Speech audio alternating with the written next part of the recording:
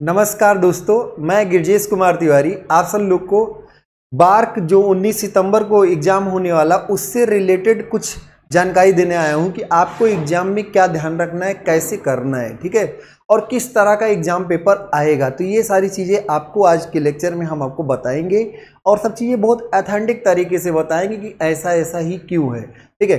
तो बार्क से रिलेटेड आपका एक नोटिफिकेशन से रिलेटेड जो एडमिट कार्ड है, क्या करना है, कैसे करना है, कैसे आना जाना है, क्या क्या डॉक्यूमेंट ले जाना है, ये सारी बातों को लेकर हम एक लेक्चर आपको पहले से क्लियर कर चुके हैं। ट्रेवल अलाउंसेस कैसे मिलेंगे, कौन सा फॉर्म भरना पड़ेगा, हमें आपका प्रिंट आउट ले जाना है, गजेटेड ऑफिसर से साइन कराना, तो वो सारी चीज़ें हमने आपको एक लेक्चर में डिटेल में करा दिया है।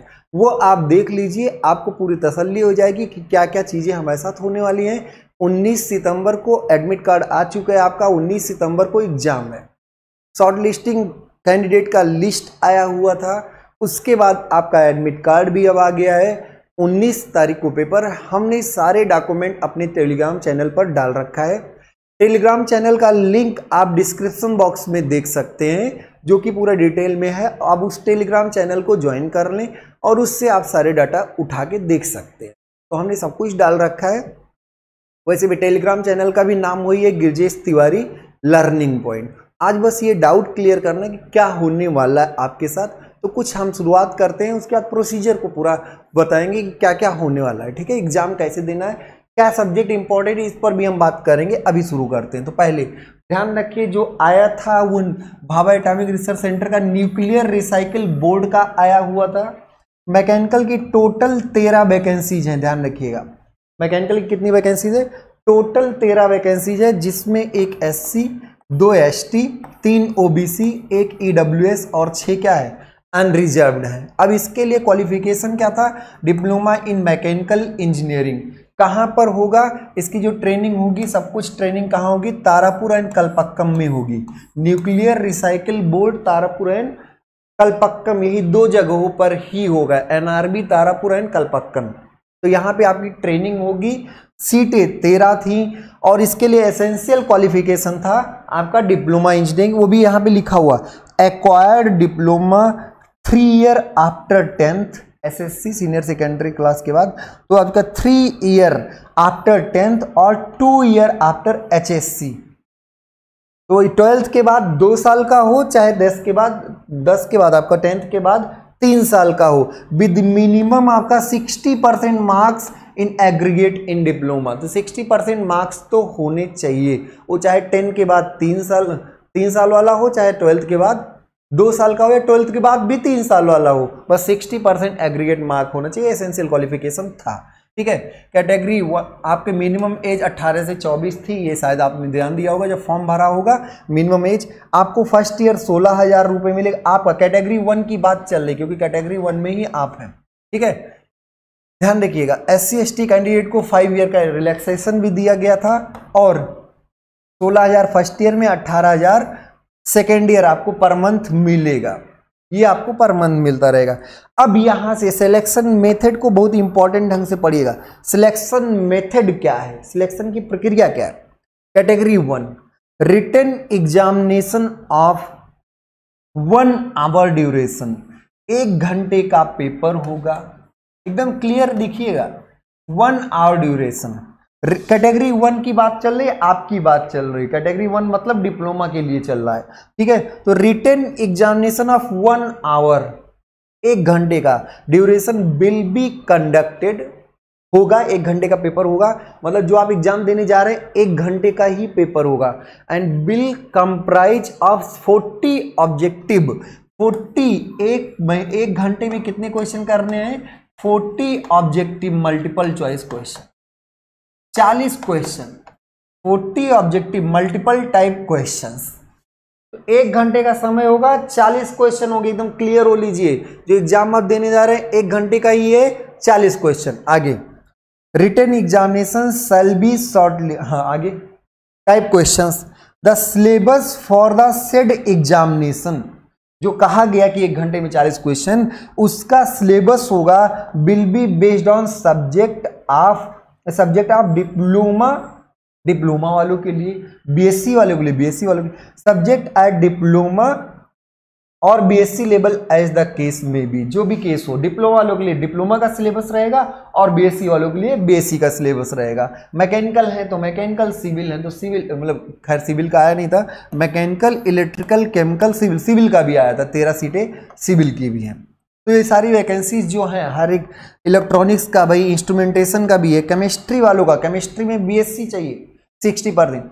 तो डिप्लोमा वालों को क्या करना है, 1 घंटे का पेपर, 40 क्वेश्चंस आपके सब्जेक्ट से, सिर्फ आपके प्योर टेक्निकल। क्या होगा, प्योर टेक्निकल, ध्यान रखिएगा, प्योर टेक्निकल एग्जाम होने वाला है, 40 क्वेश्चन होंगे, कितना शानदार होने वाला है, आप ध्यान रखिएगा, प्योर टेक्निकल एग्जाम होगा और 40 क्वेश्चंस होंगे आपके रिस्पेक्टिव सब्जेक्ट से। आगे, those candidate qualifying in the written examination, जो रिटन एग्जामिनेशन में क्वालिफाई करेंगे, shall be shortlisted for the interview, for the interview. तो आप 40 क्वेश्चंस, ये तो खैर हम आपको बताए हैं एडमिट कार्ड वाले में भी, 40 क्वेश्चंस ही आने वाले हैं, 1 घंटा है, आराम से करिए, 1 घंटे में 40 क्वेश्चन, कितना आसान, प्योर टेक्निकल होने वाला। उसके बाद आप शॉर्टलिस्ट होंगे इंटरव्यू के लिए। The date of interview will be notified later, interview का डेट बाद में बताया जाएगा, नोटिफाइड किया जाएगा। 3 marks for each correct answer, हर एक सही के लिए क्या होगा, 3 मार्क्स होंगे, 3 marks for each correct answer, 3 marks for each correct answer and 1 marks will be deducted for each incorrect answer. तो 3 और -1 वाला कॉन्सेप्ट है, एक क्वेश्चन के लिए 120 नंबर मैक्सिमम है और मिनिमम आप निगेटिव जा सकते हैं -40 तक, -40 जा सकते हैं, कोई दिक्कत नहीं, सारे गलत करके आ जाइए। तो -40 to 120, तो आपके ये सारे मार्क्स का वेरिएशन रहेगा। अब ध्यान समझिए, तो 3 मिलेंगे, 1 गढ़।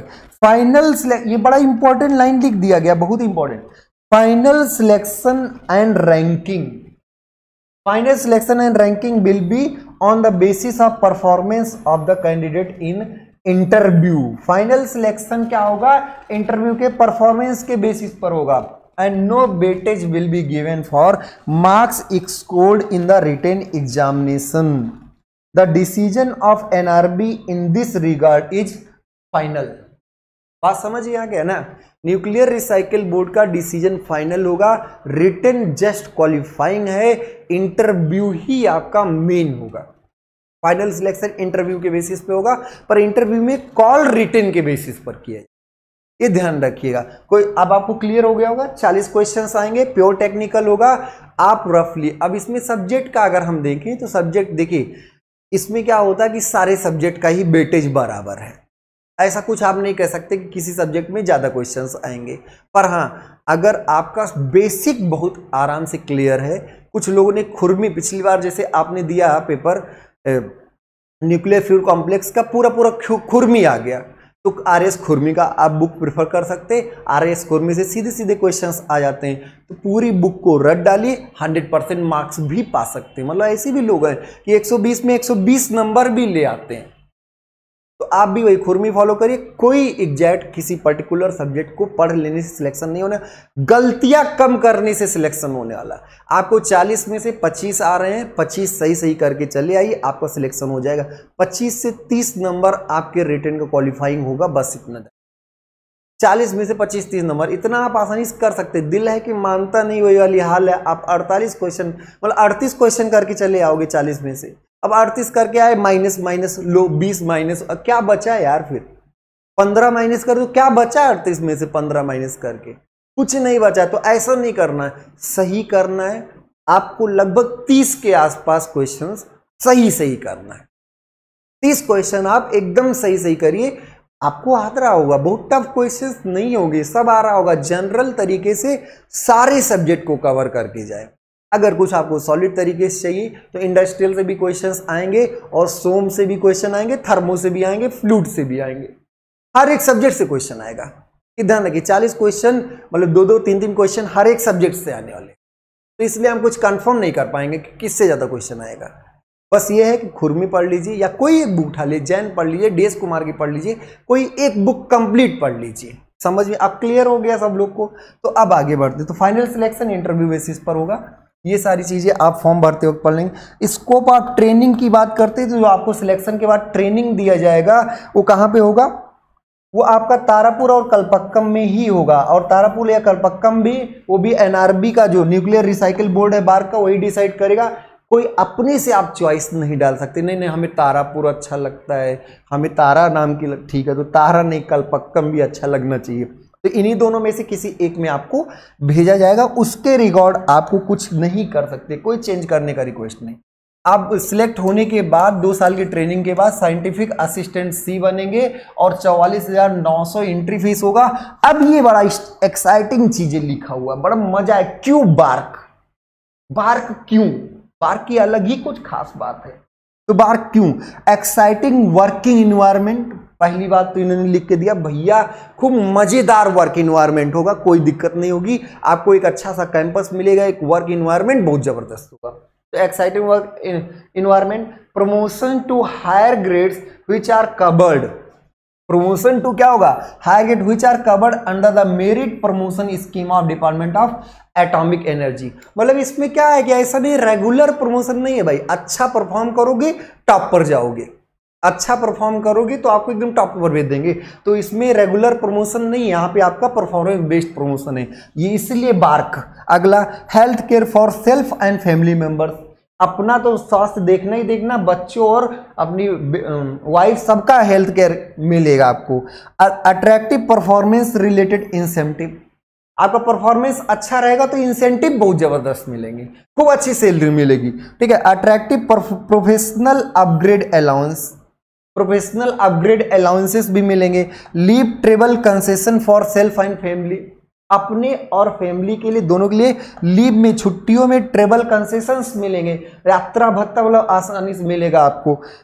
Reimbursement of tuition fee, tuition fee जो बच्चों का होगा उसका रिम्बर्समेंट मिलेगा। Departmental accommodation as per government of India orders.